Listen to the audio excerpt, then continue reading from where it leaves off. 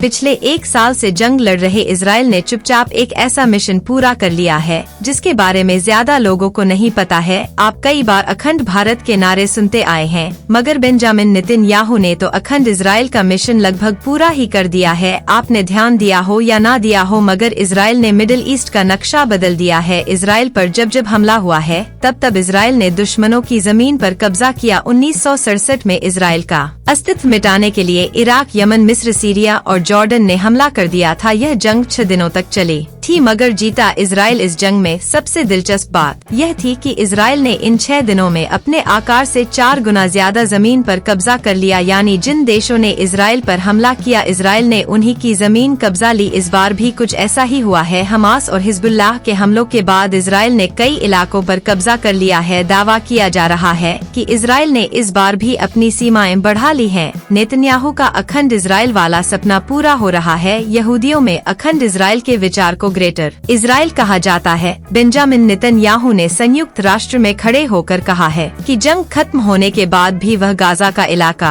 फिलिस्तीन को नहीं सौंपेगा। इजराइल हिजबुल्लाह को मिटाने के लिए भी लेबनान के दक्षिणी इलाके में घुस गया है। विवादित वेस्ट बैंक इलाके में भी इजराइल ने अपनी जकड़ मजबूत कर ली है। कई एक्सपर्ट्स का कहना है कि इजराइल ने अपने देश में हजारों किलोमीटर जोड़ लिए हैं। भारतीय लोग इसे आसान भाषा में ऐसे समझ सकते हैं कि मानो भारत ने पीओके और अक्सर चिन्ह पर कब्जा कर लिया हो। बहरहाल आपको बता दे कि इजराइल के दुश्मन हर बार एक ही गलती करते हैं और हर बार इजराइल उसी का फायदा उठाता है। इजराइल अब गाज और दक्षिणी लेबनान में घुसकर बैठ गया है। नेतन्याहू ने जिस ग्रेटर इजराइल की बात कही है उसकी परिभाषा अब आपको बताते हैं। दरअसल ग्रेटर इजराइल की सबसे पहली कल्पना यहूदीवाद के जनक थियोडोर हर्जन ने की थी। हर्ज के ग्रेटर इजराइल की कल्पना में तो फिलिस्तीन, लेबनान, सऊदी अरब के अलावा तुर्की, सीरिया और इराक जैसे देश भी शामिल थे। मगर समय के साथ ग्रेटर इजराइल की परिभाषा बदल गई। यह स्वाभाविक सी बात है कि इजराइल सऊदी अरब, तुर्की, यमन और इराक जैसे देशों पर तो कब्जा नहीं कर सकता। मगर पिछले साल 7 अक्टूबर को हुए हमले के बाद इजराइल ने पूरी तरह से गाजा को अपने कब्जे में ले लिया है। वेस्ट बैंक और दक्षिणी लेबनान में भी इजराइल अपनी पकड़ मजबूत कर चुका है।